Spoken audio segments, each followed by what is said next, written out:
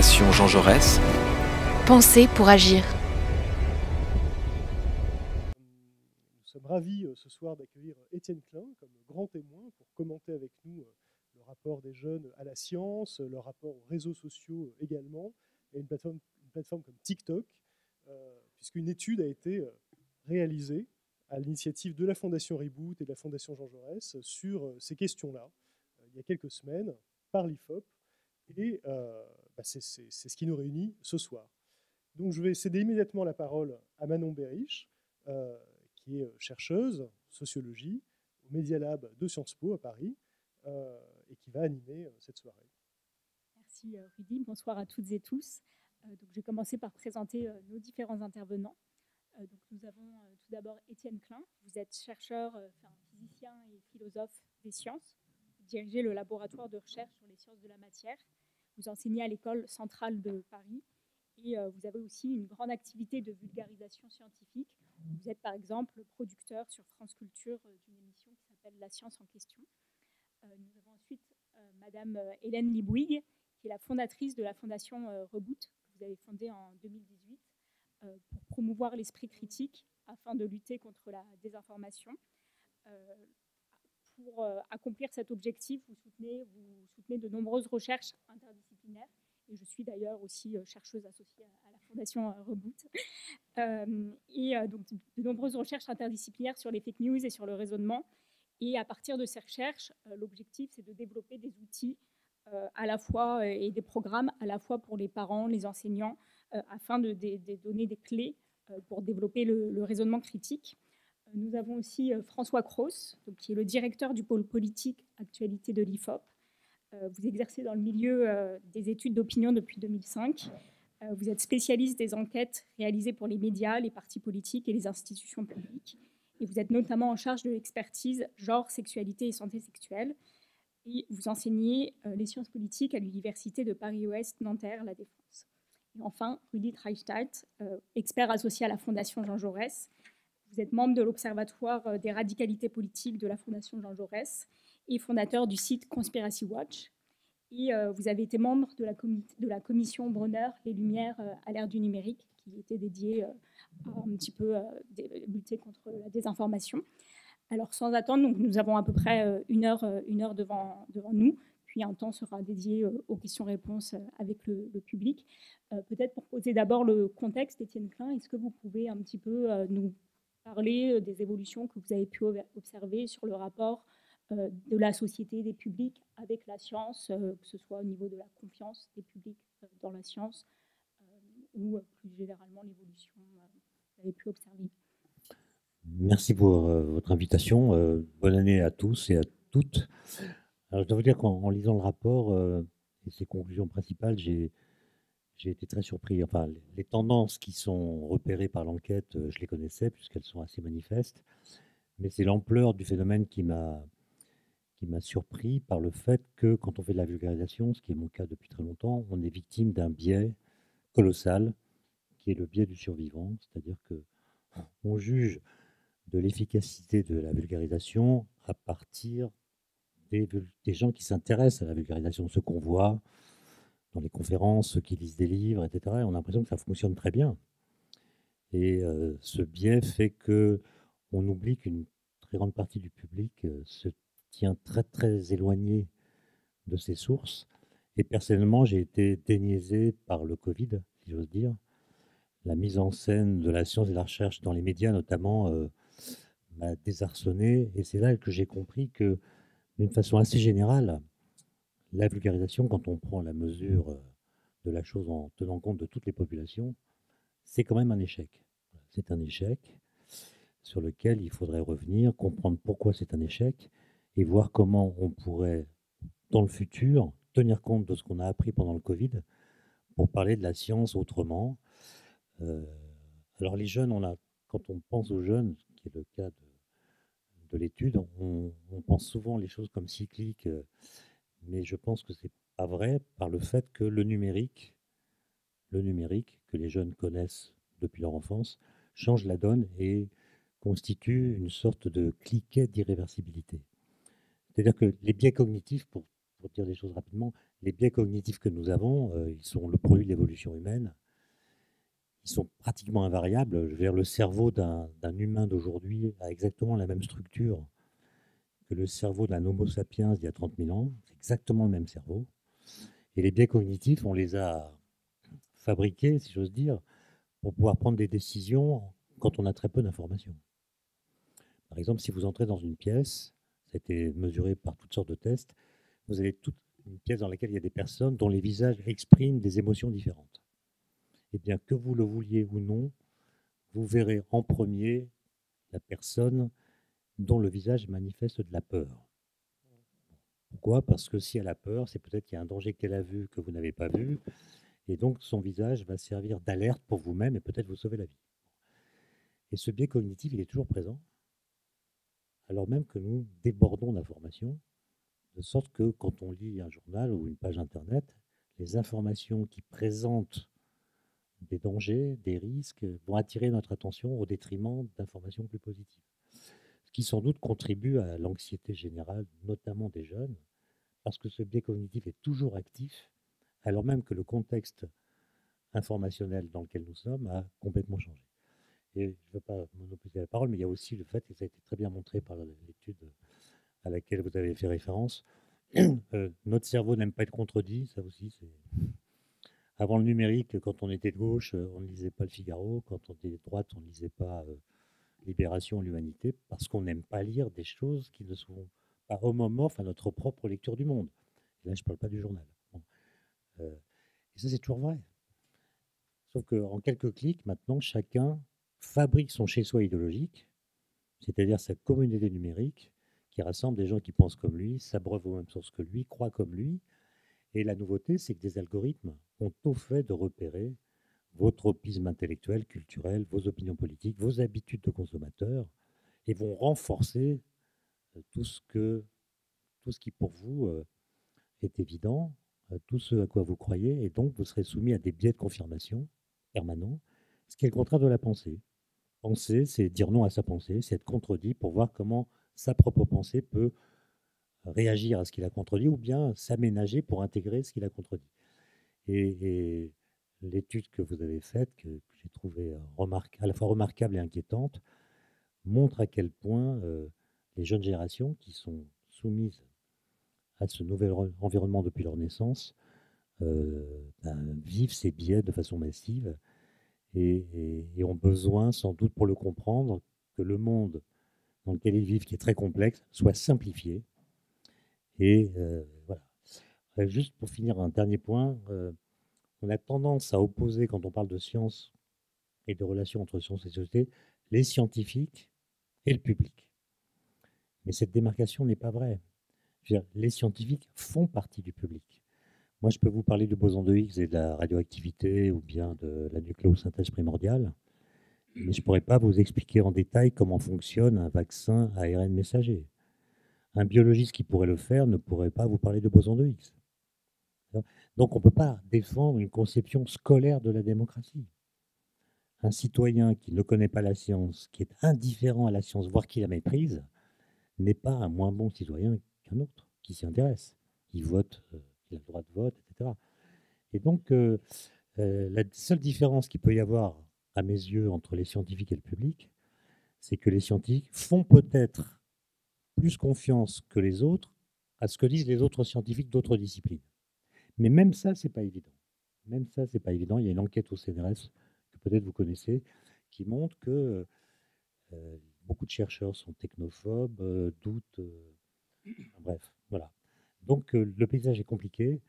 Et ce qui m'intéresse dans la discussion et la présentation qui va être faite, c'est de voir, ayant fait ce constat, quelles sont les idées qu'on peut avoir qui permettraient de changer la donne.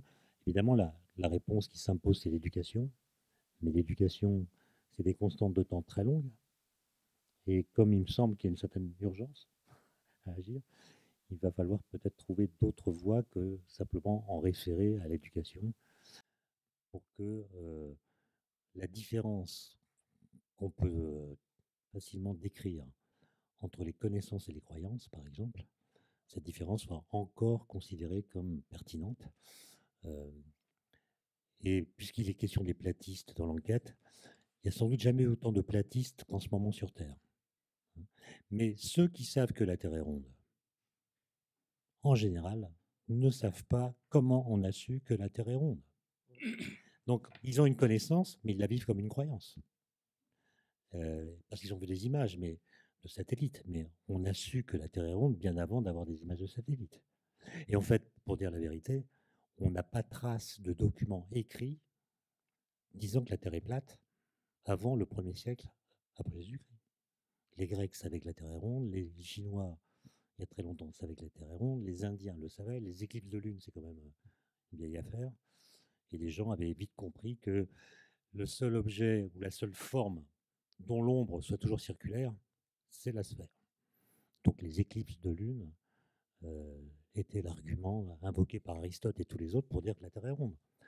Et donc l'invention de la Terre plate, c'est une invention tardive et elle a tendance à gagner en puissance par je ne sais quel mécanisme. Là, j'avoue qu'il y a 15% de platistes en France. J'en connais pas. 15%, c'est quand même beaucoup. On devrait en croiser tout le temps. Alors, si j'en connais un, c'est un de mes voisins qui, alors, il est intéressant, mais il me fatigue à chaque fois que je le croise. Il a 1000 arguments. Et personne n'est capable de réfuter les arguments des platistes. Personne n'est capable de réfuter. Si on vous met un platiste dans les pattes, vous ne saurez pas le contredire. Mais il faut quand même le faire. Parce que, il n'y a pas très longtemps, je l'ai recroisé. Et il m'a dit cette phrase qui m'a donné plein d'espoir. Il m'a dit, Monsieur Klein, vous savez, des platistes, on en trouve tout autour du globe. Et là, je me suis dit que peut-être le temps passé a été efficace. Merci beaucoup, Étienne, pour ces éléments de contexte. On va les retrouver un petit peu tout au long de la discussion. Alors, peut-être sans attendre, François Cros, est-ce que vous pouvez nous présenter les résultats de l'étude qui a été menée par l'IFOP en partenariat avec la Fondation Jean Jaurès et la Fondation Reboot? Oui, merci de me laisser la parole. Alors, la République française est plus forte que TikTok, affirmait récemment notre ministre de l'Éducation nationale, qui est symptomatique d'une certaine prise de conscience au plus haut niveau des méfaits que les réseaux sociaux peuvent avoir sur les cerveaux des jeunes Français. Mais malgré, on va dire, certains travaux méritoires comme ceux de la commission Bronner, finalement, on n'a pas encore le sentiment qu'au plus haut niveau de l'État, il y ait encore les moyens pour faire un état des lieux précis des dégâts. Eh ben, heureusement que la Fondation Jean Jaurès et la Fondation Reboot se sont unis pour commander et diriger cette belle enquête très novatrice auprès des jeunes Français. Nous avons interrogé 2000 jeunes âgés de 11 à 24 ans.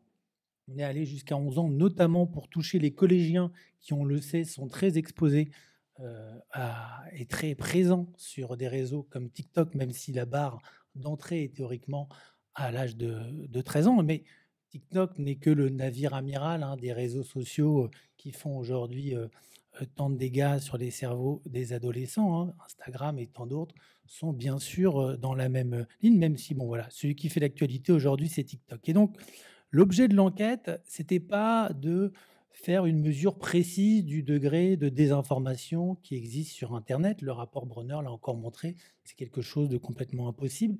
L'idée plutôt, c'était d'avoir une approche empirique en mesurant le degré d'imprégnation de différentes vérités alternatives, de différentes théories complotistes. Certaines sont très anciennes, sont, on va dire, des grands classiques de l'antiscience, comme bien sûr le platisme dont vous parliez, Étienne, le créationnisme, et d'autres sont beaucoup plus récentes et ont pris une ampleur très forte, comme vous le savez, durant la crise sanitaire, notamment tout ce qui peut être lié au vaccinoscepticisme, au climato-scepticisme et d'autres éléments liés, par exemple, à l'actualité géopolitique internationale. Bref, on a donc eu une enquête qui traite de plusieurs sujets, principalement le rapport à la science et à des vérités scientifiques que l'on pouvait penser faire l'objet d'un certain consensus. On va se rendre compte que ce n'est pas forcément le cas. Et puis aussi, l'adhésion, on l'a mesuré souvent à l'IFOP avec la Fondation Jean Jaurès, à des croyances infondées, qu'on appelle paranormales, parasciences, de type astrologie, occultisme, etc., qui se développent aussi de manière non négligeable, en particulier dans la jeunesse française. Donc, l'intérêt du dispositif, c'était de mettre en commun notamment l'expérience de Rudy, qui travaille sur ces questions de complotisme depuis des années. Et dans les enquêtes qu'on avait faites pour la Fondation, on avait vu que les jeunes étaient toujours de loin les plus exposés aux théories complotistes. Et puis, les enquêtes qu'on a faites avec la Fondation Reboot d'Hélène montraient aussi que, pour ce qui était, on va dire, des problématiques de raisonnement critique, d'éducation et médias, il y avait énormément de problèmes dans cette strate de la jeunesse. Alors, si on regarde le premier résultat, donc c'est page 6, on voit tout d'abord que les jeunes perçoivent beaucoup moins positivement les bienfaits de la science qu'il y a une cinquantaine d'années.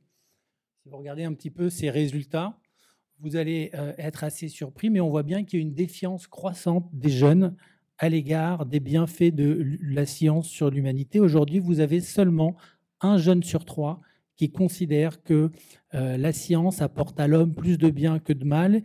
Ils étaient 55% en 1972. Donc là, on compare la génération TikTok à la génération RTF, pour résumer les choses, hein. Mais on se rend compte quand même que, bien sûr, il y a une rupture flagrante. Et puis, ce qui est intéressant, c'est qu'on a aussi, en fait, les jeunes de 72 sont aujourd'hui les grands-parents, d'accord, ceux qui ont plus de 65 ans. Parce qu'on a à peu près, en fait, la possibilité d'observer de manière assez distincte les deux générations. Et là, on va se rendre compte dans différentes questions qu'on a un gap générationnel extrêmement prononcé. Alors, si on regarde la page suivante, on regarde notamment que ce scepticisme à l'égard de la science, il est bien sûr particulièrement fort dans les milieux, notamment professionnels, qui se sentent menacés par le progrès technique et la science. C'est en particulier le cas des ouvriers, ils sont entourés en jaune, hein. 29% aujourd'hui des ouvriers, des jeunes ouvriers, considèrent que la science apporte plus de mal que de bien. C'est assez logique, c'est souvent des travailleurs manuels qui peuvent se sentir menacés par les développements scientifiques. Mais on a aussi un facteur religieux qui est important à mettre en avant, puisqu'on voit bien que quand on se sent menacé, quand on sent que la science menace les dogmes religieux auxquels on est extrêmement attaché, eh ben on la juge aussi négativement. C'est particulièrement fort chez les jeunes musulmans et aussi chez les jeunes protestants et évangéliques, même si nous en avons une proportion moins forte dans l'échantillon, donc il faut interpréter un petit peu les résultats avec prudence. Mais on voyait que dans le rapport à la religion, et ça va être le cas dans toute l'enquête, plus on se dit religieux, plus on est relativement sceptique à l'égard de la science et des vérités scientifiques établies. Mais cette défiance à l'égard de la science, si on regarde la page suivante, ce n'est pas un réflexe anti-science isolé, il est très clairement corrélé avec ce qui constitue le principal enseignement de l'enquête, c'est-à-dire une sécession d'une partie de la jeunesse avec le consensus scientifique. Consensus scientifique notamment sur des questions d'origine de l'homme ou de la planète, hein, avec un chiffre particulièrement surprenant de ce côté-ci de l'Atlantique. Vous avez aujourd'hui 27% des jeunes, c'est en rouge, qui croient au créationnisme avec une phrase « Les êtres humains ne sont pas le fruit d'une longue évolution des espèces, mais ont été créés par une force spirituelle telle que Dieu ». Ce chiffre, il est quasiment 2 fois supérieur à ce qu'on observe chez les seniors de plus de 65 ans. Et c'est quelque chose qui est bien sûr beaucoup plus répandu chez les catégories populaires, chez les personnes qui attachent une très forte importance à la religion, notamment les jeunes musulmans. On a un taux qui monte quand même à 71% des jeunes musulmans. Et là, on voit bien que plus on appartient à des minorités, notamment, pas forcément des minorités d'ailleurs, qui ont une vision très littérale des textes religieux, moins on va accepter ce type de vérité pourtant scientifiques qui font aujourd'hui consensus chez la plupart des chercheurs en la matière. Et puis, au-delà même de cette question, on va dire, de l'homme, on a aussi la planète, comme le disait très bien Étienne, on a une proportion de platistes aujourd'hui en France de 16% chez les jeunes. Chez les seniors, ils sont seulement de 3%, donc on a bien un effet là de génération. Je regardais les comparaisons aux États-Unis, on est à 34% chez les jeunes Américains qui croient que la Terre est plate. Alors, ce chiffre me paraît tellement élevé que Je ne suis pas en mesure de savoir quelle est exactement la fiabilité de cette enquête, mais il y a toujours pire ailleurs, ce qui peut paraître relativement rassurant. En tout cas, bien sûr que là aussi, on a les mêmes caractéristiques socioculturelles que sur le rapport au créationnisme, mais on a aussi des éléments liés à la pratique des réseaux sociaux qu'on retrouve aussi sur la question du canular lunaire. Hein. Les Américains ne sont jamais allés sur la Lune. Aujourd'hui, 1 jeune sur 5, et c'est une proportion en hausse de 5 points par rapport à une étude que nous avons faite avec Rudy en 2017, de jeunes qui considèrent que les Américains ne sont jamais allés sur la Lune. Et ce qui est intéressant, c'est que les seniors, dont certains ont peut-être vu le fameux lunetillage des années 60 américains, eux sont 4 fois moins nombreux à douter de la présence des Américains un jour sur la Lune. Donc là-dessus, on a quelque chose qui est quand même très problématique. Et puis, on a aussi un chiffre intéressant, c'est la fameuse Alien Theory. On a aujourd'hui 19% des jeunes qui croient que les pyramides égyptiennes ont été bâties par des extraterrestres. Vous ne connaissez peut-être pas toute cette Alien Theory. C'est une théorie qui consiste à croire que les civilisations antiques ont été développées grâce à l'aide d'extraterrestres. Rudy a déjà intervenu plusieurs fois sur ce sujet.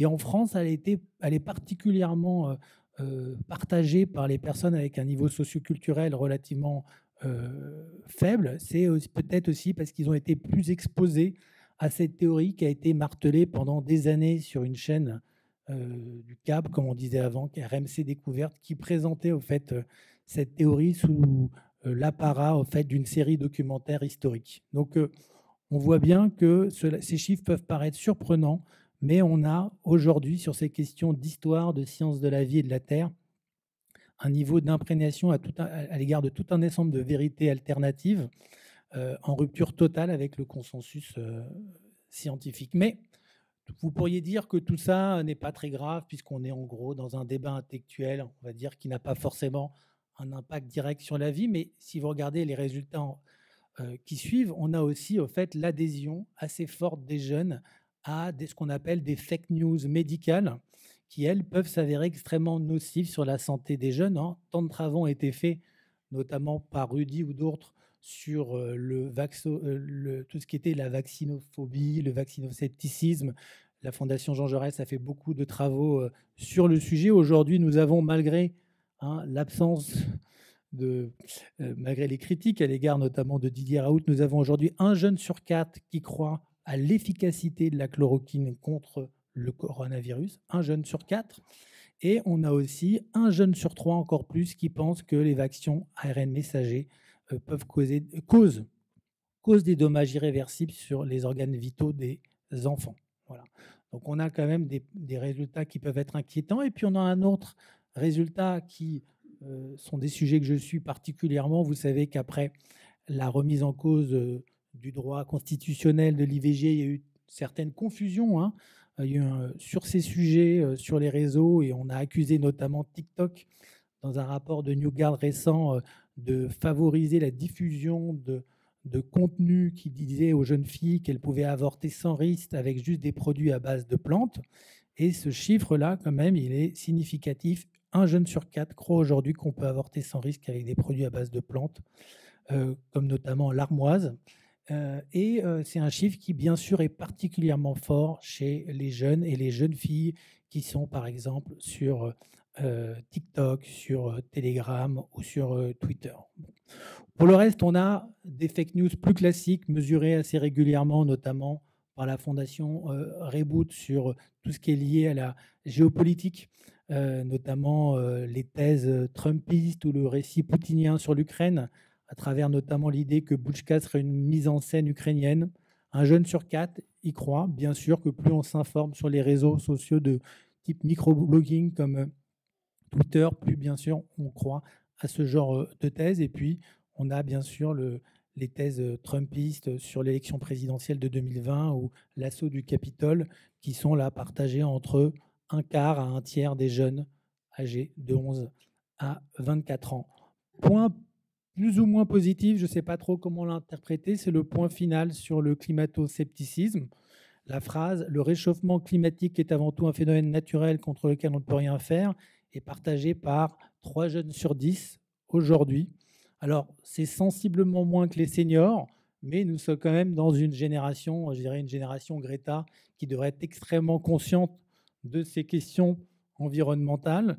Donc, positivons du fait que c'est quand même une génération qui est moins climato-sceptique que les aînés, mais on a quand même une proportion qui est loin d'être négligeable en la matière. Si on regarde la page suivante, on voit notamment que ces vérités alternatives, elles sont particulièrement répandues chez les utilisateurs les plus réguliers de TikTok.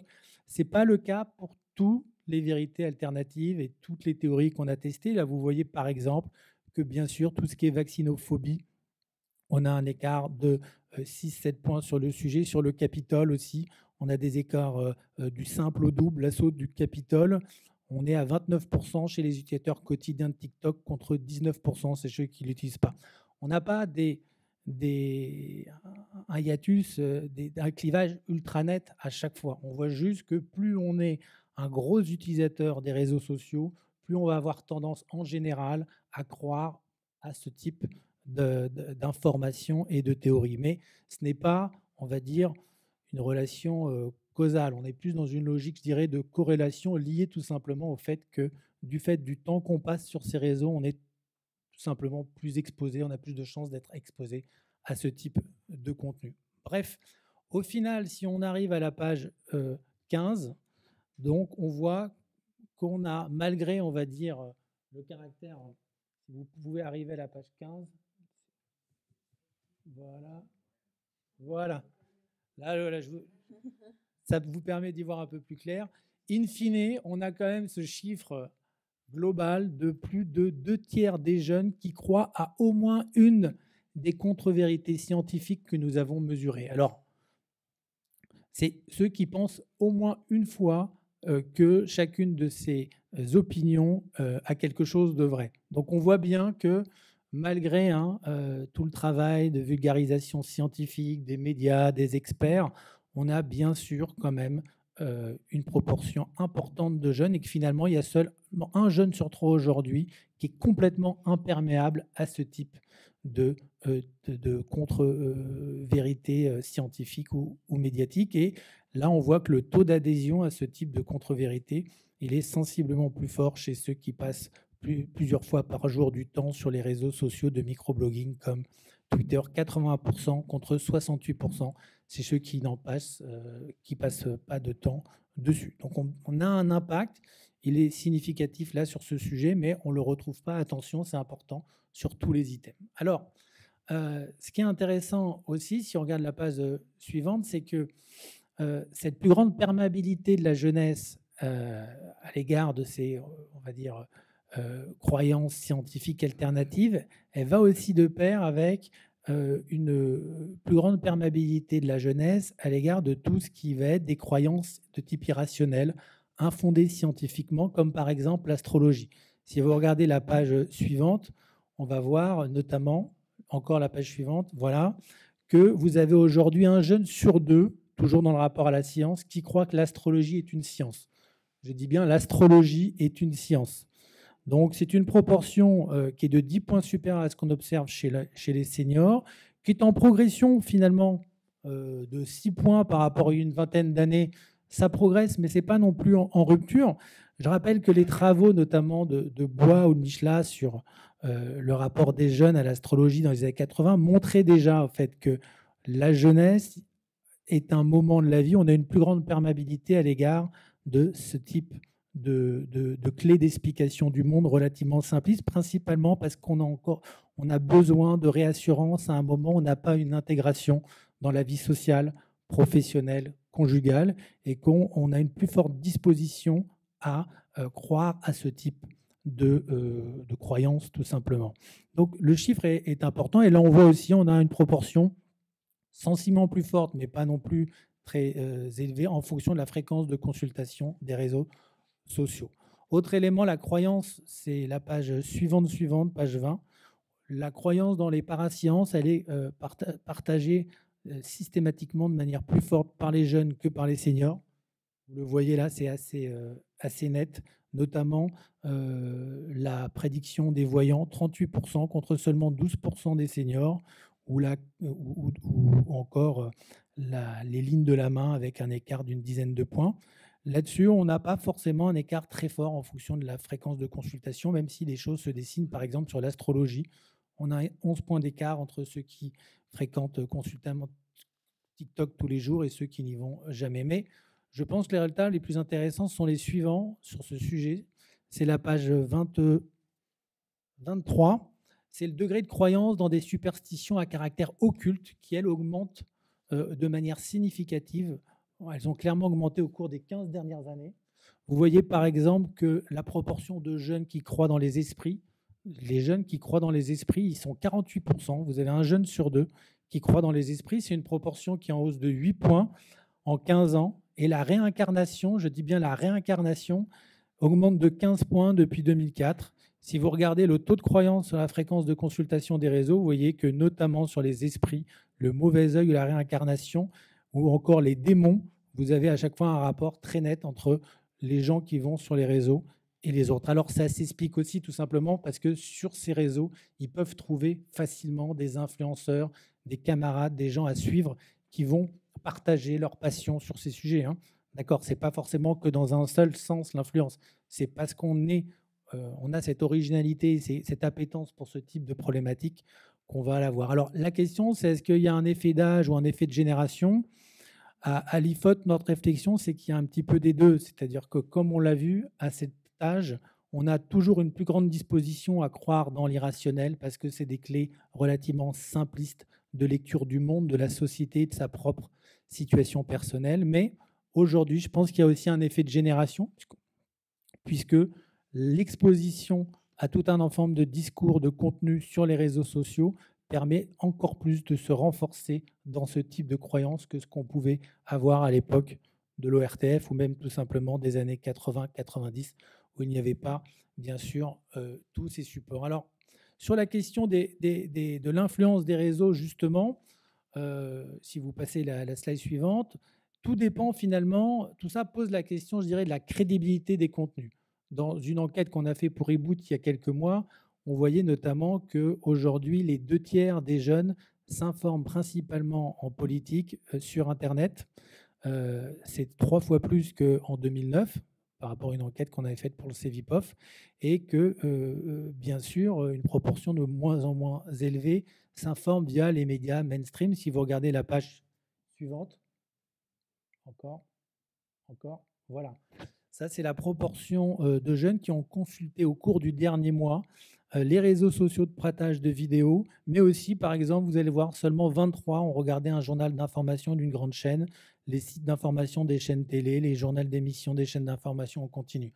On voit bien que ce qu'on appelle la presse généraliste, les médias mainstream, sont aujourd'hui qu'une fraction très secondaire des modes d'information. Et donc, dans cette révolution des pratiques informatives qu'il y a eu lieu au cours des 20 dernières années, la question qui nous paraît être une des clés d'explication de cette plus grande exposition des jeunes à ces différentes croyances irrationnelles, c'est la question de la crédibilité dans les informations qui existent sur les réseaux sociaux, puisqu'il ne faut pas non plus tous les mettre dans le même bain, et que certains sont bien sûr sérieux, d'autres moins. On a sur la question suivante le sentiment assez clair que tous les jeunes, et ça c'est le combat de la Fondation Reboot, ne font pas en fait un travail de raisonnement critique assez fort à l'égard des sources d'informations auxquelles ils sont exposés. On a un jeune sur 3 qui a confiance dans les réseaux sociaux de partage, un jeune sur 3, en particulier ceux qui adhèrent à des contre-vérités scientifiques ou qui croient à des croyances surnaturelles de type paranormal. Mais pour nous, le chiffre le plus encore intéressant pour conclure cette première exposé de l'enquête, si vous regardez page 30, encore, s'il vous plaît, suivante, voilà, c'est qu'on a une part significative des jeunes qui voient dans la popularité d'un influenceur un gage de fiabilité de l'information. Si vous regardez la question, c'est à propos de TikTok, donc on est sur les TikTokers. Êtes-vous d'accord avec l'affirmation suivante ? Un créateur de contenu influent qui a un nombre important d'abonnés a tendance à une source fiable. Voilà. Et nous avons 41% des TikTokers qui croient qu'un créateur de contenu qui a un nombre important d'abonnés a tendance à être une source fiable. On voit là un des clé d'explication, mais elle n'est pas la seule, bien sûr, qui traduit cette problématique. On est passé d'une information verticale avec des autorités politiques, médiatiques, scientifiques qui s'adressaient de manière verticale aux jeunes et aux moins jeunes à une information de plus en plus horizontale qui pose le problème du nivellement des savoirs et de l'expertise.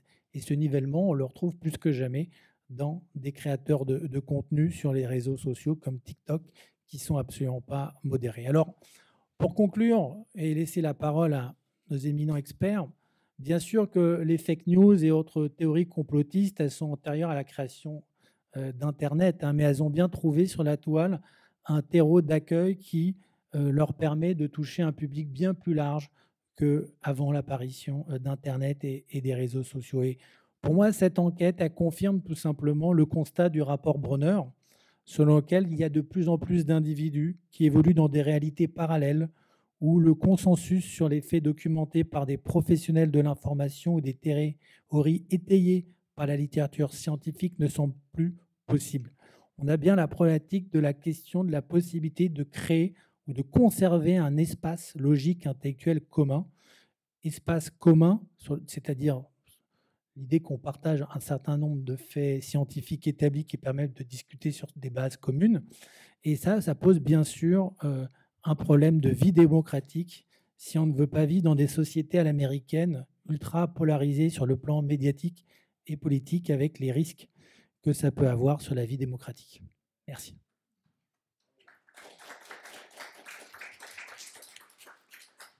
Merci beaucoup François pour la présentation de tous ces résultats. Alors parmi tous les résultats que vous nous avez présentés, il y a un constat important qui ressort, c'est une corrélation qu'on peut observer entre l'usage des réseaux sociaux et la porosité, l'adhésion des jeunes à des contre-vérités scientifiques.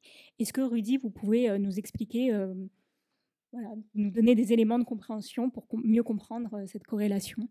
Oui, d'abord, c'est une enquête qui vient corroborer, confirmer des constats qui avaient déjà été faits dans d'autres enquêtes, dans des enquêtes que nous, on a menées à la Fondation Jean Jaurès depuis plus de 5 ans maintenant, puisque le premier terrain sur le complotisme dans la société française date de décembre 2017. On a fait 3 vagues d'enquêtes sur le complotisme, avec des résultats très similaires, avec des variables explicatives, prédictives, qu'on retrouve ici, l'âge, les manières de s'informer très clairement.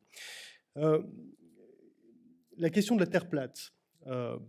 Lorsqu'on l'a testé pour la première fois, on a évacué l'énoncé qui aurait été « la Terre est plate ». Parce qu'on s'est dit, si on propose ce type d'énoncé, on ne va rien pouvoir en faire, on ne va trouver aucun écart, les gens vont nous répondre, on aura 0, quoi. Donc on a fait un pas de côté, on a fait comme pour la peine de mort, savoir si les gens adhèrent vraiment à la peine de mort. On ne leur demande pas s'ils sont pour l'établissement de la peine de mort, on leur demande si, dans des cas exceptionnels, pour les tueurs d'enfants, pour des crimes particulièrement atroces, ils sont à ce moment-là pour la peine de mort. Et là, on a la vérité des prix, si je puis m'exprimer ainsi. Donc on leur a demandé, est-ce que, selon vous, est-ce que vous souscrivez à l'idée qu'il est possible que la Terre soit ronde et non pas plate, comme on nous le dit depuis l'école? Il est possible.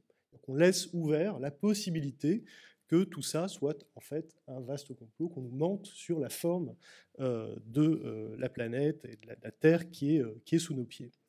Et alors, on avait obtenu ce chiffre, 3% chez les seniors, c'était il y a 5 ans, on retombe sur le même chiffre, 3%, et à l'époque 18% chez les 10-24 ans, là on est à 16%, donc on retombe sur un étiage qui est très comparable, les 2 points d'écart étant l'épaisseur du trait en fait, donc c'est pas significatif. Mais l'écart il est entre les seniors et leurs petits-enfants de 1 à 5 ou de 1 à 6, quoi. Donc c'est quelque chose d'assez considérable. On s'est dit, mais est-ce que vraiment il y a des gens qui croient à ça ailleurs que sur Internet? Donc on a fait des micro-trottoirs, on a été rencontrer les gens dans la rue, à Paris, à plusieurs endroits, pour leur demander. On a trouvé quand même au moins une personne, on n'a pas interrogé énormément, mais au moins une personne disait oui, c'est possible, peut-être qu'effectivement la Terre est plate et pas ronde.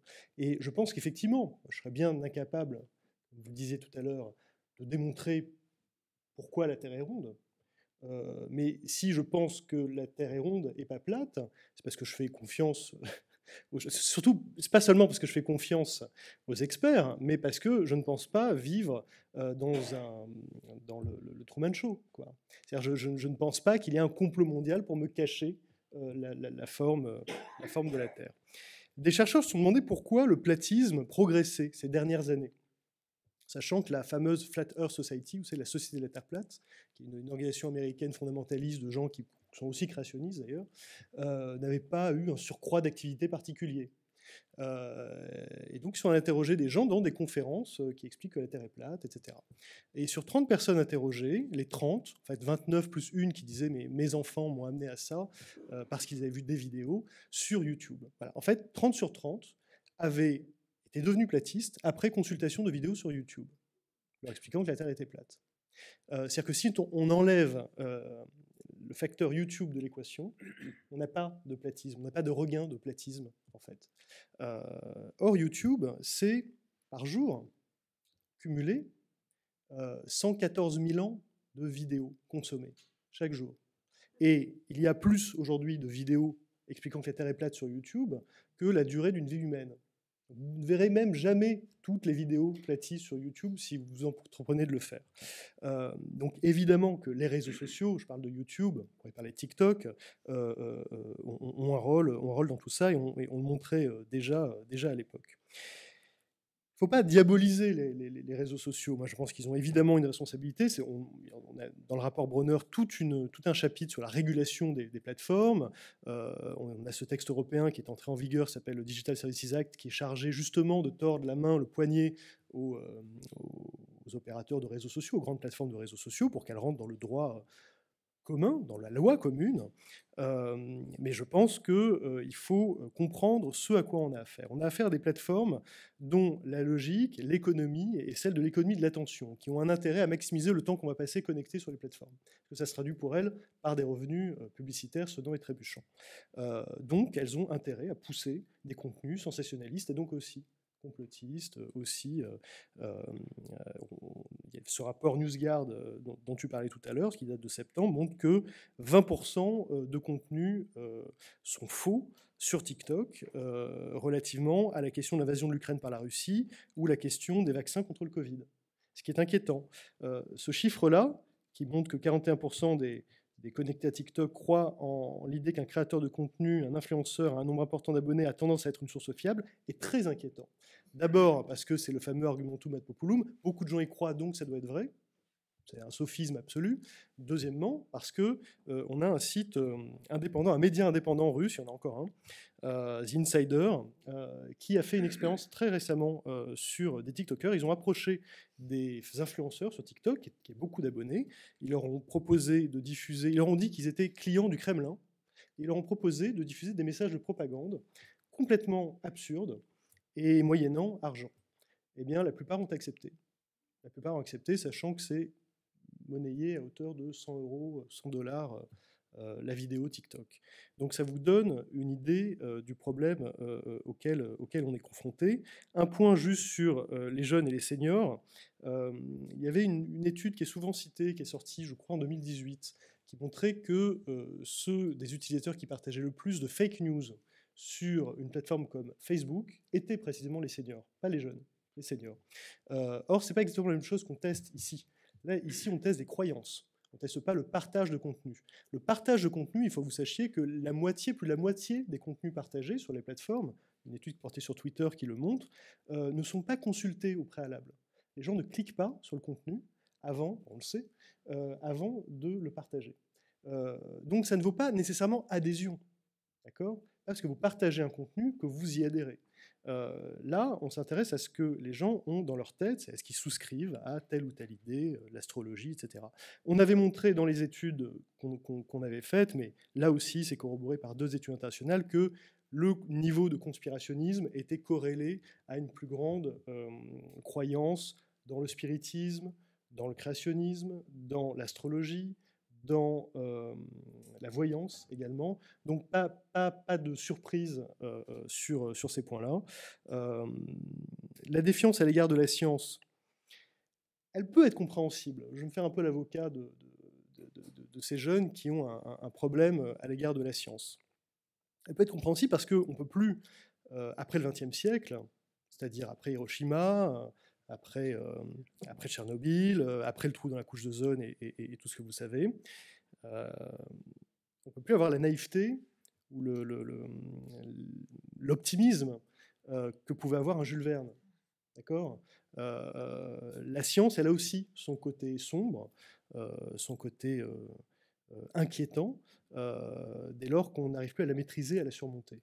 Donc je pense qu'il faut rétablir, oui, effectivement, une confiance dans les résultats de la science, dans la méthode scientifique, dans la discipline scientifique, et que tout ça maintiendra à distance la séduction des idées complotistes et des croyances délirantes ou folles. Puis dernier point, le monde commun, tu l'as dit François, cette fragmentation des imaginaires auquel on assiste, qui conduit très directement à l'incapacité à se parler, à trancher nos désaccords en démocratie par le dialogue et le vote et la confiance dans ce système-là, eh bien, lorsque on ne partage plus la même réalité commune, eh bien, le débat démocratique, c'est un dialogue de sourds. C'est un dialogue de sourds, on ne peut le trancher que par la violence et le rapport de force. C'est ce qui s'est passé au Capitole il y a 2 ans, c'est ce qui s'est passé à Brasilia il y a 3 jours. Voilà, donc ça a des effets sur notre démocratie, notre capacité à continuer à vivre en démocratie, tout à fait directs. Voilà. Merci. Alors, on vient de voir un petit peu le rôle que jouent les réseaux sociaux dans la diffusion de contre-vérités scientifiques et dans l'exposition des jeunes à ces contre-vérités. Mais un autre constat important que fait ressortir l'enquête, c'est que même si les jeunes vont se méfier de la science, des scientifiques, ils font confiance dans ces contenus qui croisent sur les réseaux sociaux. Est-ce qu'Hélène, vous pouvez nous expliquer voilà, cette confiance qu'ont les jeunes par rapport aux réseaux sociaux, aux contenus auxquels ils sont exposés, et quels problèmes ça peut poser? Oui, cette enquête auprès des jeunes confirme que les réseaux sociaux ont une vraie capacité de persuasion, puisque un jeune sur 2, le TikTok est perçu comme vraiment des informations fiables. Et la raison pour laquelle la Fondation Reboot n'est pas étonnée à ça, depuis 2018, on a fait des enquêtes et des sondages aux États-Unis en particulier, mais même une en France en 2018, qui a regardé la capacité, la préconisation de capacité à identifier les fake news. Et la plupart des jeunes et les adultes pensaient qu'ils utilisaient les outils pour identifier les fake news, mais en réalité, moins de 1% des gens qu'on a sondés ont actuellement utilisé des méthodes de fact-checking, donc de vérifier les renseignements et la source. Donc, il y a un peu un décalage entre la réalité de ce qu'ils pensent qu'ils savent faire et ce qu'ils font de vrai. Donc, il y a cet élément-là. Une autre chose qu'on voit à travers de cette étude, cette situation s'explique par 2 réalités. Le système de certification des comptes et le poids que ça donne. On parle de TikTok, mais également Twitter, parce que depuis que Elon Musk a repris Twitter, maintenant on sait que pour $8 par mois, on devient un expert. Donc, ça, c'est une autre question à poser. Et le nombre important de followers, c'est un jugement pour les jeunes au niveau signe de fiabilité. Donc, vraiment, qu'on peut laisser les jeunes penser que les émetteurs d'informations, c'est lié avec combien de gens qui suivent. Ça montre une question à revenir au niveau de la capacité de vraiment faire de raisonnement critique et également de l'éducation des médias pour voir la source, etc. Rudy a mentionné un peu les éléments de YouTube et la quantité de vues, etc. Et les éléments. N'oubliez pas aujourd'hui, la croissance de TikTok fait 6 fois la vitesse de croissance de YouTube. Donc, on parle de l'importance des réseaux sociaux en général, mais en particulier TikTok pour les jeunes, c'est encore plus grave parce que bien évidemment, il y a des générations que vous savez que les gens disent que les Facebook, etc., c'est ringard, donc ils ne regardent même pas. Il y a les différentes générations, mais au niveau croissance, comme réseaux sociaux, TikTok fait 6 fois la vitesse de YouTube. Et juste pour parler de comment on est arrivé là, en fait, quelque chose que Rudy a mentionné, que je suis d'accord. En fait, parmi nos études de Fondation Reboot également, quand quand on parle de la polarisation, les gens, naturellement, et Étienne a parlé de ça également, par le biais cognitif, que les gens n'apprécient pas forcément de chercher les avis ou les vues différents que les nôtres. Et en réalité, dans les sondages qu'on avait fait, 1 personne sur 3 vont délibérément éviter quelqu'un qui pense contrairement à eux au niveau réflexion, etc. Donc, c'est un autre élément qui peut expliquer pourquoi on est là. Mais moi, j'aimerais bien rebondir sur le parti dont Étienne a parlé, qui est sur les biais cognitifs. Parce qu'un élément de raisonnement critique, c'est l'identification et la compréhension de nos biais cognitifs. Et bien évidemment, il y a le biais de confirmation, qui est structurellement que les réseaux sociaux est forcément, ils abusent cet élément-là, parce qu'ils savent que le biais de confirmation, c'est si les gens autour de nous sont les liens, donc sur Snapchat ou d'autres réseaux sociaux, sont les réseaux qu'on est connectés. Et autour de ça, si les éléments qu'on voit, c'est souvent les mêmes idées, les choses qui attribuent de ce qu'on pense également, ça s'amplifie. Et bien évidemment, comme Rudy a mentionné, les réseaux sociaux, le but lucratif, c'est que les gens restent le plus longtemps sur le réseau. Donc, par définition, le sensationnisme et tout ça, c'est un atout spécifique qu'ils utilisent économiquement pour garder les gens de regarder. Je reviens sur les biais. Donc, on parle également de biais de disponibilité et de biais de renseignement partagé. Je fais la traduction un peu anglais-français, mais en anglais, on dit availability bias et shared information bias. Qu'est-ce que ça veut dire? Availability bias, donc le biais de disponibilité, c'est la partie sensationnalisme. Si on a vu quelque chose qui est très prenant, qui est dramatique, ça se garde un peu plus longtemps dans notre mémoire et c'est la raison pour laquelle ça prend plus de place dans notre disposition d'appréciation de renseignement. La partie qui est Shared Information Bias ou le renseignement partagé au niveau biais, ça revient, c'est si une autorité, quelqu'un, mes parents, on a le même avis, peut-être j'aurais dû penser à ça.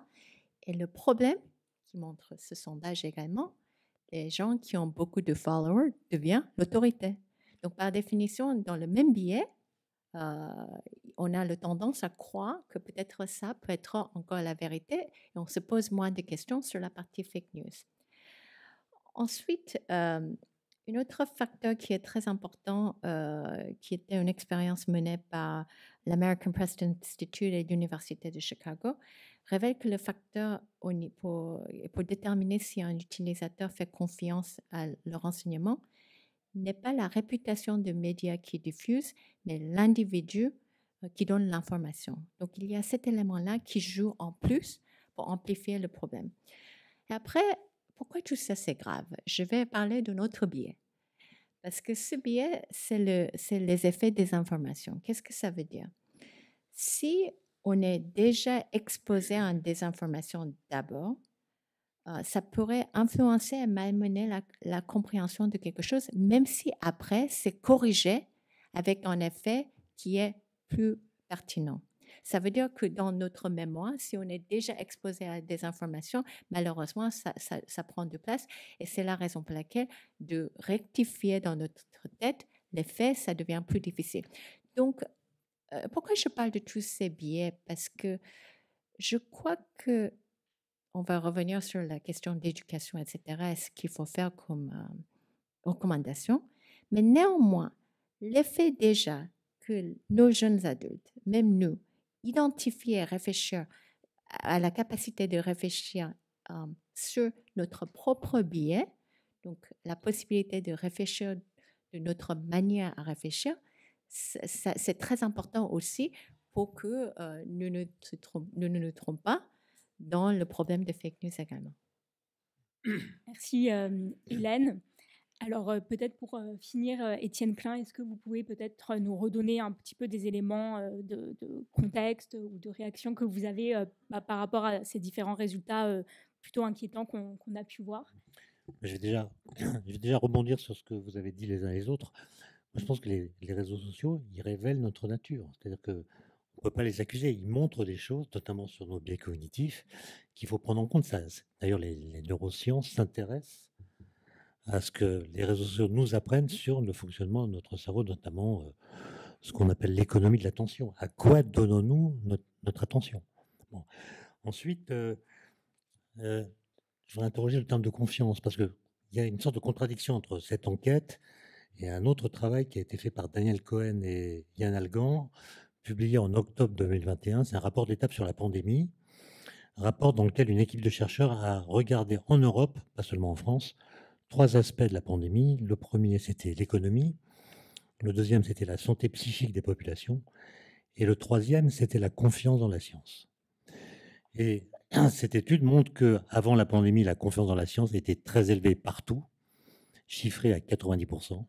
Alors, ne me demandez pas ce que veut dire 90% dans ce contexte. Est-ce que ça veut dire qu'on a confiance dans 90% de la science, ou bien 90% de la population a confiance dans la science? En tout cas, c'est un chiffre élevé. Et ce qui est important à entendre ici, c'est que cette confiance mesurée de cette façon est restée stable dans tous les pays européens, modulo quelques fluctuations au gré des événements, mais à la fin, on a 90%. Sauf dans un pays, qui est la France. Donc, je voudrais savoir si cette enquête-là donnera les mêmes résultats à l'étranger. On a perdu 22 points de confiance en 18 mois. Et il faudrait comprendre pourquoi. Mon hypothèse, c'est que la façon de mettre en scène l'information scientifique en France a été fautive par le fait qu'on a mis en avant des personnalités qui disaient « je », alors qu'un scientifique qui parle doit dire publiquement « nous savons que », nous, c'est la science, et nous nous demandons si, ça c'est la recherche. Voilà. Et le fait de mélanger les choses, de ne pas les distinguer, fait que l'idée de doute, qui est le moteur de la recherche, on fait de la recherche parce que nous savons que nous ne savons pas. Donc le doute de la science est lié à la connaissance. Nous savons que nous ne savons pas, et donc nous faisons de la recherche. Mais quand vous confondez la science et la recherche, ben, le doute va coloniser l'idée même de science. Et on va dire la science c'est le doute, et en plus je vois des experts qui s'étripent sur les plateaux, et donc j'ai le droit, moi, de donner mon avis sur telle ou telle question qui divise les experts. Petite parenthèse, j'ai un peu voyagé en Europe pendant le Covid. L'affaire Raoult, à l'étranger, impossible. Impossible. Je pense qu'en Angleterre, il tenait 1 semaine, en Allemagne, 3 jours. Nous, on l'a trimballé pendant 18 mois. Vous se demandez pourquoi? Ah, ça, je ne sais pas. Mais parce qu'en Angleterre, c'était la Royal Society qui faisait la communication. Quand Angela Merkel faisait ses conférences de presse, elle expliquait aux Allemands ce qu'est une exponentielle, ce qu'on n'a jamais fait en France. Elle expliquait la différence entre corrélation et causalité. Elle expliquait pourquoi les probabilités sont parfois contre-intuitives. Et quand elle parlait des scientifiques, elle disait « les scientifiques nous disent que ».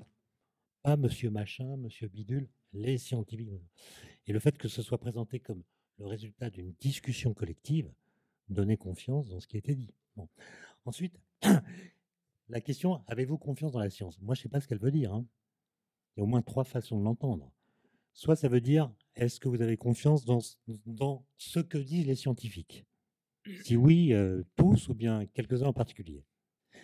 Il y a une deuxième façon de comprendre la même question qui est, est-ce que vous avez confiance dans la science en tant que démarche de connaissance spécifique pour produire des résultats qualifiés de scientifiques qui ont une objectivité particulière?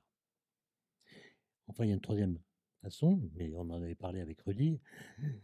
Est-ce que vous avez confiance dans la science pour résoudre les problèmes qui s'opposent à nous? Changement climatique, ce n'est pas du tout la même question dans les 3. Et le fait que la question ne soit pas distinguée dans ces 3 modalités, à mon avis, fait que les résultats sont difficiles à interpréter. Et donc, la confiance dans la science, elle reste quand même très forte. Mais comme Rudy a parlé d'Hiroshima, quand est-ce que, dans l'histoire de France et même du monde, la confiance dans la science a été la plus forte? Après Hiroshima. C'est Hiroshima qui a donné confiance dans la science en tant que moyen d'avoir des moyens sur la nature. C'est à ce moment-là qu'on a créé les instituts Max Planck, le CEA au CEA en France, etc. On s'est dit, tiens, les scientifiques font quand même des trucs, on va gérer ça, quoi. Et donc, il y avait une confiance absolue dans la valeur de vérité des scientifiques, en tout cas de la science.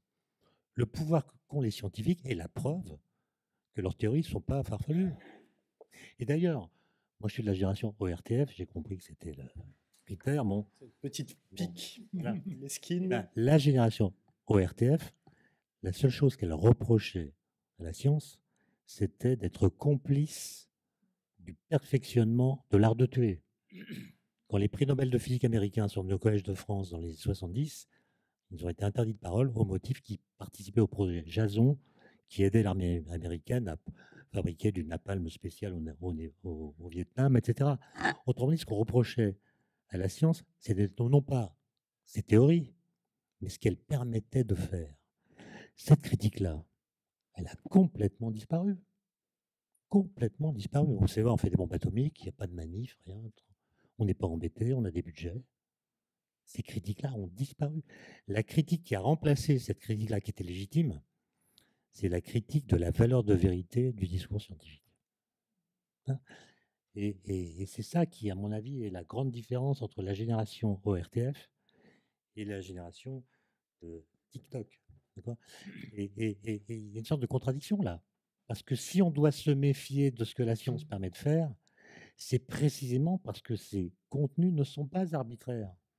Sinon, le pouvoir d'agir serait nul. Un platiste ne pourra jamais envoyer une fusée sur la Lune.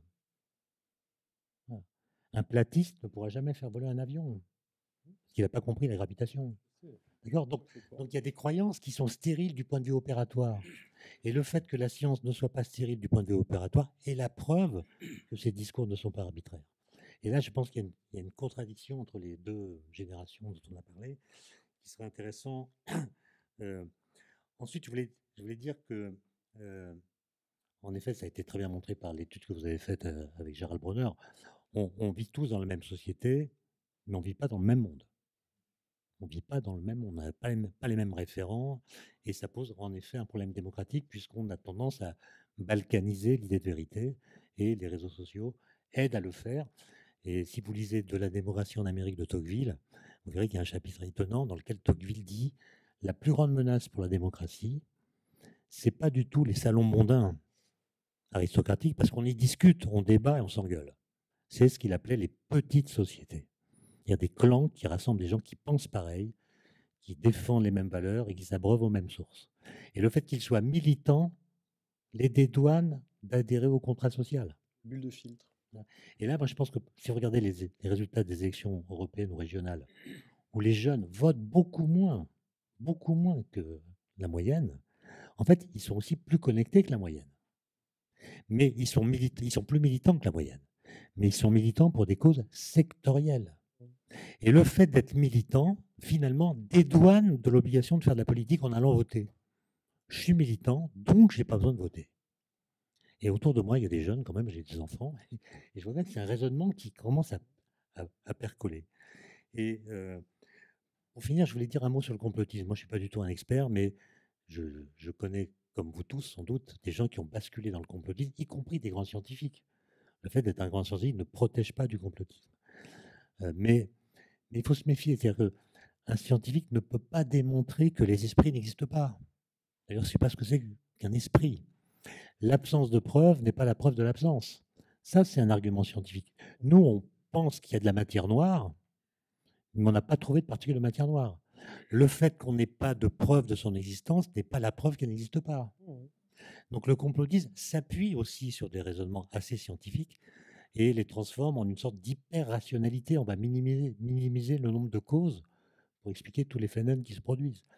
Il y a un très beau texte de Russell là-dessus, sur la fameuse théière. Russell raconte qu'un jour, il rencontre un type qui est persuadé qu'il y a une théière anglaise qui flotte dans l'espace, dans les confins du système solaire. Russell lui dit, mais comment vous savez ça?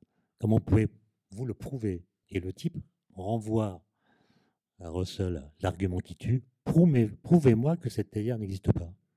Et c'est évidemment impossible. Et donc, il y a des choses qui sont vraies, mais qu'on ne peut pas démontrer. Et pour le coup, moi, je m'inquiète du complotisme, même s'il y a des complots organisés. Enfin, il y a des complots quand même. Le Père Noël, c'est un complot.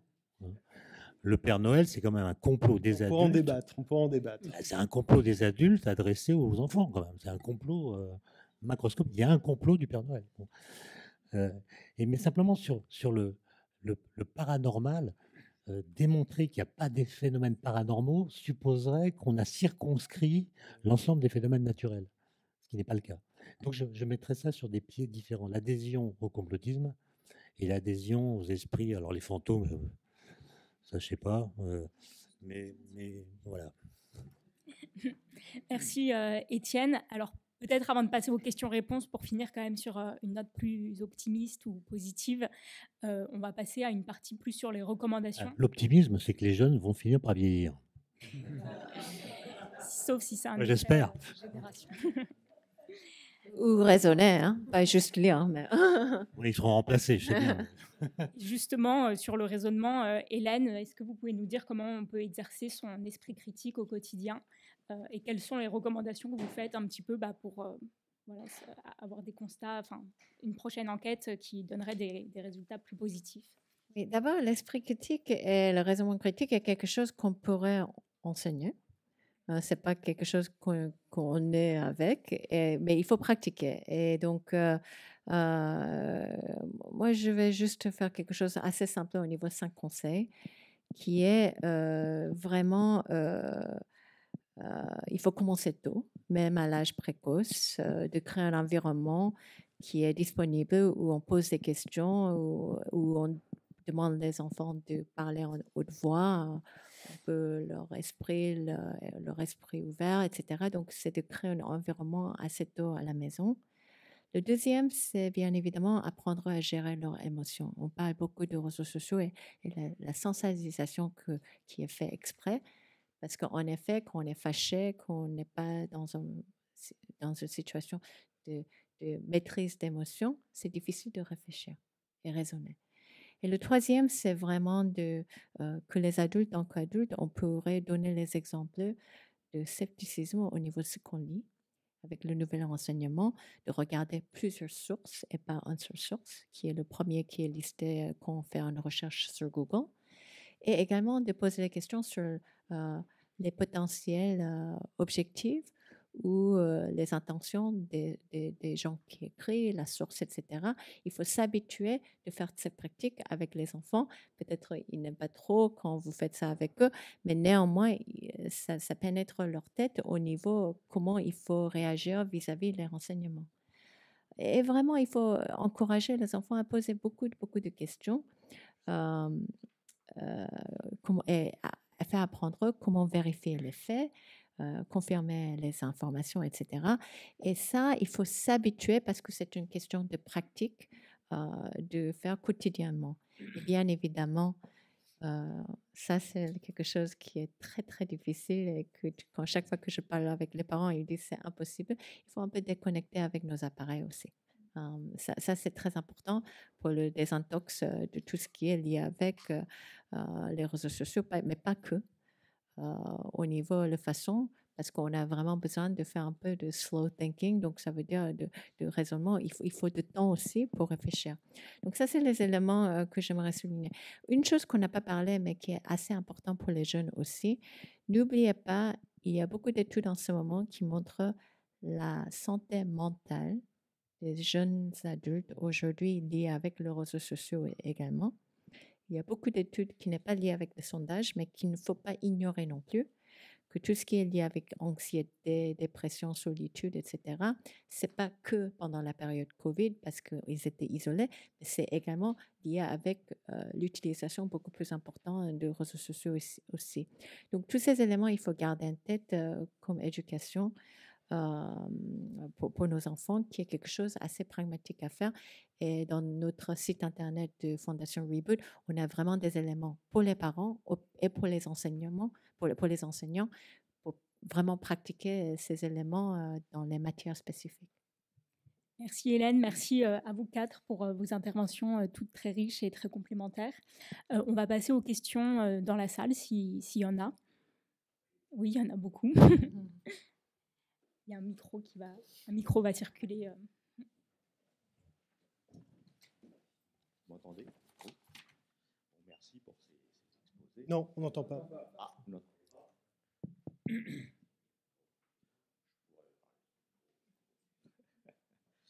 Vous m'entendez là? Ça va? Bon. Juste une remarque, et puis bon, je vous remercie de toutes ces interventions. Étienne Klein, je l'entends souvent à certaines radios. Et je voudrais faire sa remarque qu'il prend, lui, à propos du relativisme. Et il dit, c'est comme le cholestérol, il y a le bon relativisme et le mauvais relativisme. Oui. Et le problème auquel on est un peu confronté là ce soir, je crois, c'est comment faire comprendre à certains, aux jeunes, bon, dans la mesure où on peut se faire entendre par eux, comment on peut passer de croyances à des connaissances. Et ça, c'est tout un processus que les scientifiques, effectivement, au pluriel, auxquels ils sont confrontés tous les jours. Et moi, j'étais très inquiet quand on a vu avec la pandémie un prix Nobel de médecine, à savoir Luc Montagnier. Bon, d'accord, il était très vieux, mais enfin, quand même, se mettre à critiquer et à être opposé au vaccin. Enfin, j'étais complètement désespéré. Et comme le disait Étienne Klein, il ne faut pas dire un tel ou un tel ou un tel, mais la collectivité des scientifiques qui se confrontent et qui discutent et qui se critiquent. Mais c'est vrai que pour que des jeunes acceptent cela, moi je dirais, je crois que je suis un peu plus vieux qu'Étienne Klein, il faut leur raconter des belles histoires. Moi, l'histoire, un ami m'a raconté un jour comment on a démontré que la Terre était ronde. C'est absolument merveilleux, c'est facile. Enfin, c'est clair, c'est le mouvement du Soleil. Enfin, je vous renvoie à Internet, c'est très facile et c'est très simple. Et c'est merveilleux. Bon, moi j'ai appris comment Claude Bernard avait démontré que notre foie produit du sucre dans son fameux bouquin. Bon, c'est extraordinaire. Mais il explique en confrontant, en disant comment il se trompe, pourquoi il se trompe et pourquoi il ne s'est pas trompé. Et puis finalement, il y a toute une sorte de démonstration. Monsieur, je permets de vous interrompre voilà, parce que je voulais vous demander, oui, excusez-moi. Voilà, qu'est-ce que vous en pensez de cette formation à l'esprit critique des jeunes? Moi, sur l'esprit critique, moi, je vais peut-être choquer, mais j'ai quelques réserves. Parce que, comme vous l'avez dit vous-même, il est comme le cholestérol, il y a le bon et le mauvais. Or, les platistes se réfèrent à l'esprit critique. C'est au nom de l'esprit critique qu'ils contestent le fait que la Terre est ronde. Et donc, moi, je pense qu'il y a des connaissances qui sont suffisamment établies pour qu'on les enseigne sans que celui qui les reçoit ait besoin d'exercer son esprit critique. Parce que pour moi, la science, c'est l'ensemble des réponses trouvées à des questions bien posées, que vous ne pouvez contester que si vous avez des arguments scientifiques. Mais vous m'accorderez qu'il y a des questions qui sont réglées. La forme de la Terre, c'est réglé. L'existence de l'atome, c'est réglé. L'univers est en expansion, c'est réglé. Les espèces vivantes évoluent, c'est réglé. On n'a pas besoin d'y revenir. Maintenant, il faut enseigner comment on l'a su. Et là, ça devient compliqué parce que comment on a su que l'atome existe, c'est une longue histoire. Comment on a su que l'univers est en expansion, c'est une longue histoire. Et personne n'est capable d'enseigner l'histoire des sciences parce que personne ne la connaît. Moi, j'avais proposé il y a très longtemps que chaque année, entre la maternelle et le 3e cycle, on raconte l'histoire d'une découverte en détail, en adaptant le choix de la découverte à l'âge des personnes auxquelles on s'adresse. Ça ne serait pas noté, pour ne pas créer de trauma, ça serait pas, par contre, ça serait obligatoire. Pour que sur des exemples, on apprenne comment des connaissances sont devenues des connaissances en opposition à des croyances qui pouvaient les contester. Mais la question comment on a su ce qu'on sait, moi j'ai créé une collection qui porte ce titre quand j'ai vu que mes étudiants à Centrale savaient que la Terre est ronde, oui, mais ils ne savaient pas comment on l'avait su. Voilà. Ils ne savent pas comment on l'a su, mais ils savent qu'elle est ronde. Et on est un peu tous comme ça. On est tous comme ça. Moi, je me suis fait vacciner en pleine confiance, mais je n'étais pas capable de dire ce qu'était le principe du vaccin, je l'ai dit. Maintenant, le prix Nobel dont vous parlez, je pense que ça, c'est un phénomène un peu français. C'est-à-dire qu'en France, j'ai l'impression, et ça explique peut-être la baisse dont on a parlé, quelqu'un qui fait partie du mandarinat, à partir du moment où il dit le contraire de la communauté, va être perçu comme un nouveau Galilée, courageux, etc. Et il va avoir une promotion médiatique que n'ont pas ses collègues qui eux travaillent. Et Claude Allègre, excusez-moi, mais il a été exactement dans le même truc. Le type qui dit à un journaliste qui l'interroge, qui vient le contester, vous avez combien de publications? Vous avez combien de publications? C'est pas un argument, ça. Et ça suffisait à faire taire la critique. Et pour avoir pratiqué Claude Allègre un petit peu à mon corps défendant, je peux vous dire qu'il a vraiment abusé de ça. En signant tous les papiers qui sortaient de son labo, comme Raoult. Raoult, il a 4000 publications. Ça veut dire qu'il signe une publication scientifique tous les 3 jours. Il a évidemment pas le temps de les lire. C'est du mandarinat pur. Et on a laissé faire ça. Et je pense qu'en France, il y a quand même cette idée que le génie se mesure à la transgression de la communauté ou à sa marginalité. Merci Étienne. On va passer à la question suivante, comme il y en a beaucoup dans la salle. Oui, madame. Oui, je voulais faire une petite remarque.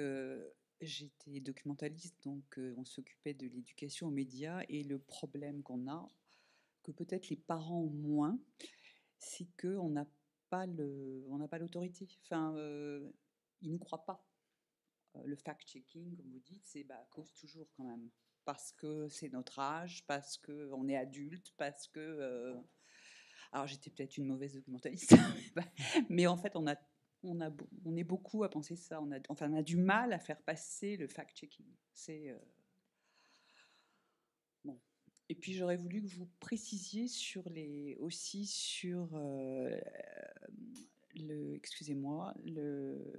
classes sociales. Vous avez cité, au début, vous disiez que la méfiance envers les sciences était prédominante chez les ouvriers.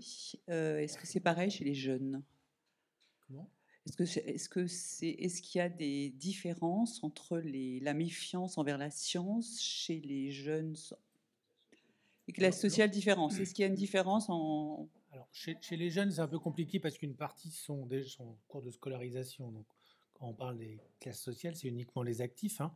Mais en fait, on a retrouvé dans cette enquête la même chose qu'on a retrouvé dans d'autres enquêtes Jaurès ou Reboot, c'est-à-dire que l'adhésion au complotisme est toujours beaucoup plus forte quand on est dans une situation de précarité sociale ou même en fait de subordination dans les classes sociales, qui fait que globalement, voilà, dans les catégories populaires, chez les personnes qui ont un niveau socioculturel relativement faible, on a une plus forte disposition à ce type d'explication, on va dire, simpliste, que sont les différentes thèses complotistes. Donc ça ne signifie pas du tout que tous les ouvriers pensent ça, mais c'est bien sûr dans les ouvriers, par exemple, qu'on trouve le plus de personnes qui sont sceptiques sur les bienfaits de la science. Est-ce qu'il n'y a pas aussi le ressentiment? Oui. Parce que moi, parmi mes collègues scientifiques qui sont devenus complotistes, il me semble que la clé, c'est le ressentiment. Vis-à-vis du système, ils ne sont pas au Collège de France ou je ne sais quoi. Il y a le sentiment d'être victime. Oui, le victimisme, enfin le sentiment victimaire. Et puis, dans une de nos enquêtes, on avait aussi testé, on a demandé aux gens s'ils avaient le sentiment d'avoir réussi leur vie ou pas. Et ceux qui avaient le sentiment d'avoir raté leur vie avaient des taux d'adhésion théorie du complot significativement plus élevés. Ils se renarcissisent. Probablement une sorte de stratégie de compensation, quoi. C'est ça. Le niveau de vie est une variable particulièrement prédictive, ce qui conduit à un paradoxe assez tragique, qui est que, s'agissant de la vaccination, par exemple, on a la plus forte défiance vaccinale chez des populations qui ont le plus besoin du vaccin parce qu'elles sont les plus défavorisées et les plus en situation de comorbidité. Donc c'est absolument tragique. La désinformation, en ce moment-là, peut conduire à des situations... oui, tragique, ouais. Elle tue, quoi. Vis-à-vis de votre premier point, je suis d'accord avec vous. Et en réalité, le rapport Bronner, il encourage, y compris plus de renseignements pour les enseignants, pour qu'on ait la possibilité de mettre ça plus en place, y compris dans l'école primaire jusqu'à après secondaire. Donc, la vraie question, c'est côté politique. Il faut en effet juste pas avoir un rapport Bronner, mais plutôt de l'appliquer. C'est ça mon encouragement. Très bonne conclusion. Peut-être une dernière question, monsieur. Oui, bonjour, merci pour vos interventions.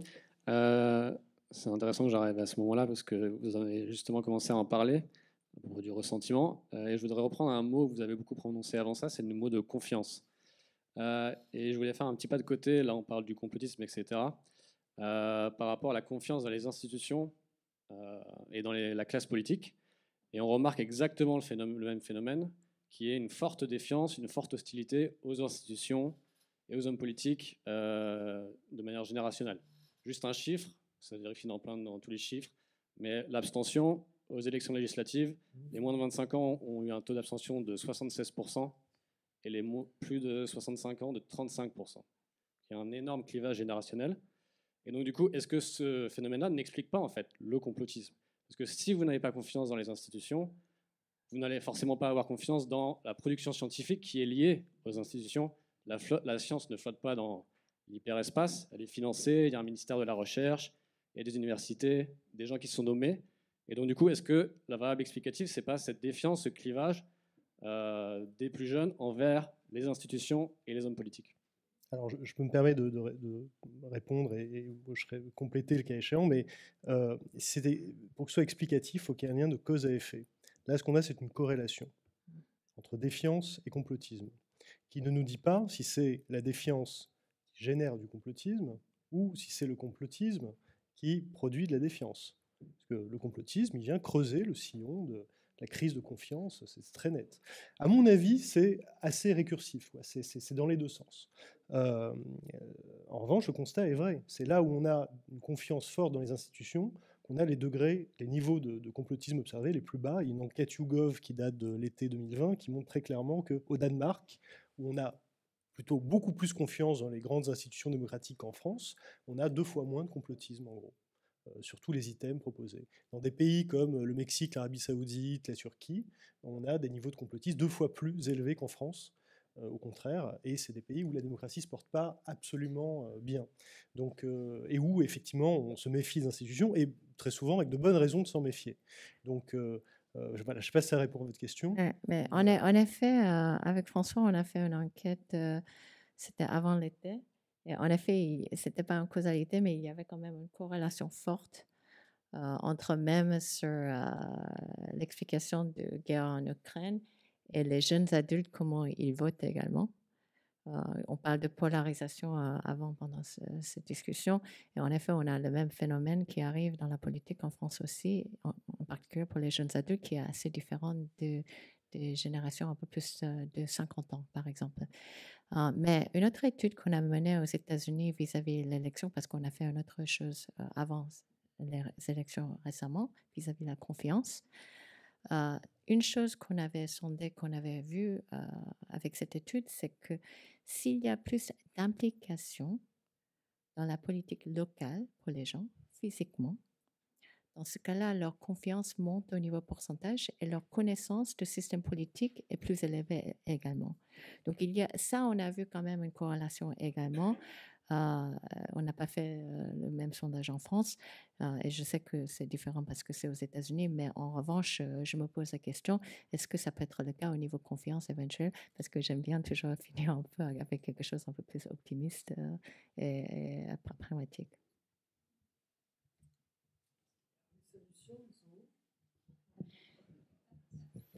Bon, moi, je vais faire un peu une synthèse, si je me permets, que je crois que Rodé et moi, on est 100% d'accord.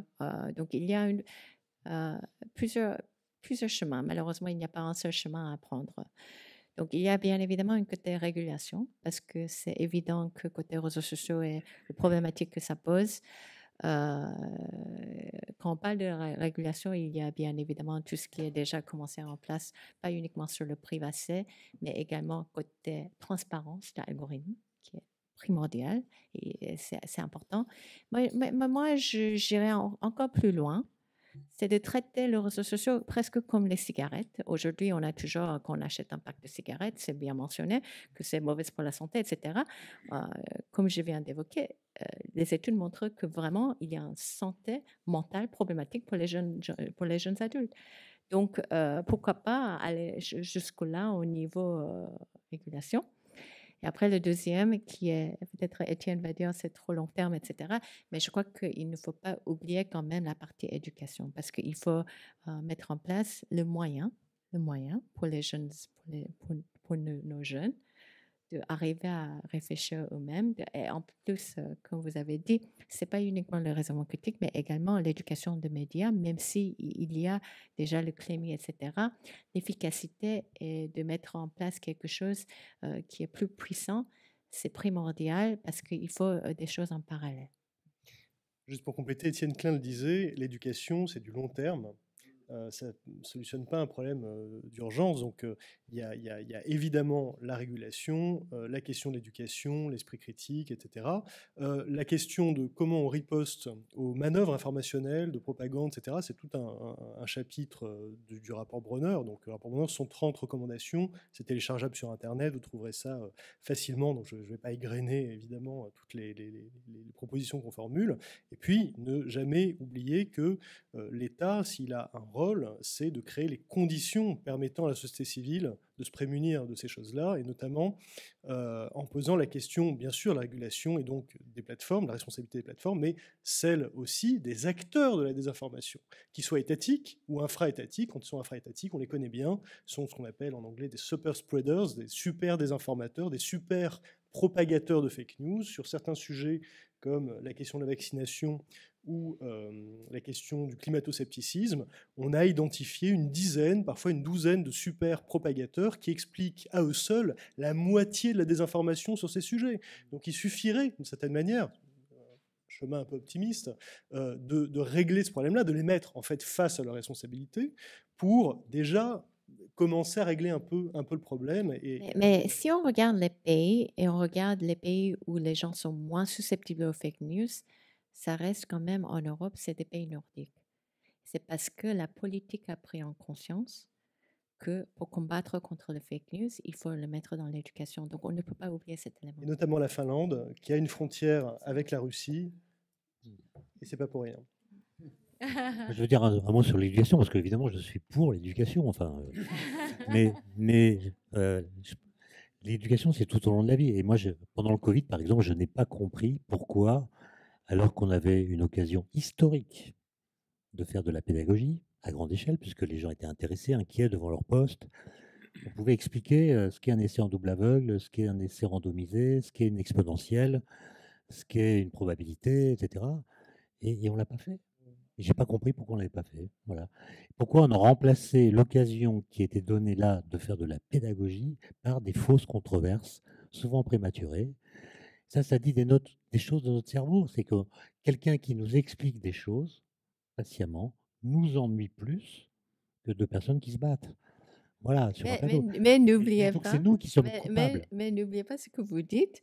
En fait, les jeunes talents aujourd'hui, ils vivent une vie parallèle. Donc, je ne sais pas s'ils ont même écouté des choses à la télé, etc., ni la radio, parce qu'en réalité, 90% de leur actualité qu'ils sont renseignés, ça vient des réseaux sociaux. Donc, il faut se méfier également. Mais on peut expliquer les exponentielles. D'où vient les renseignements aussi. Il y a aussi la question de l'argument d'autorité. Moi, cet été, j'étais un peu agacé par les images du JWST, le nouveau télescope spatial, qui a donné ses premières images à partir du 12 juillet, et beaucoup les reproduisaient sans les expliquer, en disant, regardez comme c'est beau, en omettant de dire que c'est de la lumière infrarouge, donc c'est des objets qu'on ne voit pas. Certains ont même posté des tranches de oui, c'est moi. Chorizo. Et donc j'ai mis ce canular, enfin cette tranche de chorizo qui est un vieux classique. Quand vous faites de l'astronomie, si vous voulez faire un canular, il n'y a pas 36 000 choix. Il faut que ce soit rond, ce soit rouge et orange. Il n'y a que le chorizo. Le saucisson lyonnais, ça ne marche pas. Il y a des taches blanches. Donc j'ai posté cette image classique et j'étais sûr qu'au bout d'un quart d'heure, tout le monde verrait que c'est un canular. Et en fait, non, ça a explosé. Et au bout de 3 quarts d'heure seulement, j'ai mis un commentaire disant selon la cosmologie contemporaine, il n'existe pas d'objet relevant de la charcuterie ibérique dans l'univers ailleurs que sur Terre. Ce qui était l'aveu que c'était un canular. Donc je me suis couché tranquille et le lendemain matin, un copain m'appelle à 8h pour me dire que BFM annonce la découverte d'une nouvelle étoile. Mais ça veut dire que là, il n'y a eu aucun fast-checking. C'était sur Twitter, c'est pas sur Twitter qu'on annonce des découvertes scientifiques. Donc c'est pas difficile de vérifier que parmi les images du WST, il n'y avait pas de chorizo. Et c'est parti en flèche, et j'ai pas compris. Dans le monde entier, je sais pas, il y a Mais vraiment, centaines d'articles. c'était repris vraiment? Ah oui, non, j'ai eu 253 demandes d'interview étrangères. J'ai répondu à aucune, mais il y a des articles. D'ailleurs, ce serait intéressant d'étudier comment en Chine, en Tchétchénie et ailleurs, on a accueilli le canular. Je sais qu'aux États-Unis, canular égale fake news. Donc il y a une cohorte de sociologues qui ont écrit au patron du CEA, mon patron, pour demander mon licenciement. Ah ouais. Au motif que j'avais porté atteinte au crédit de la science. Or, c'est justement par les canulars qu'on découvre ses propres biais cognitifs. Qu'est-ce qui fait que des gens ont cru que c'était une vraie étoile? Alors qu'elle est à 4 années-lumière, on voyait les détails de la surface. Bon, quand même. L'absence de preuve n'est pas la preuve de l'absence. Oui, mais ce que je veux dire, de chorizo comme ça qui se balade. et ceux qui m'en veulent le plus, c'est des scientifiques qui se sont fait prendre par le canular, mais dont les femmes, les épouses, ont tout de suite dit, mais t'as pas vu que c'était du chorizo? Donc il y a une humiliation. J'ai l'impression qu'Étienne commence à avoir un peu faim pour le dîner. Cette soirée par an. Humiliation conjugale et professionnelle. On peut prolonger la discussion. Sur le chorizo, oui. Oui, voilà. Exactement. Merci à toutes et à tous. Merci.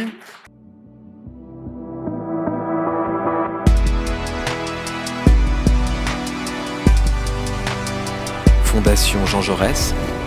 Pensez pour agir.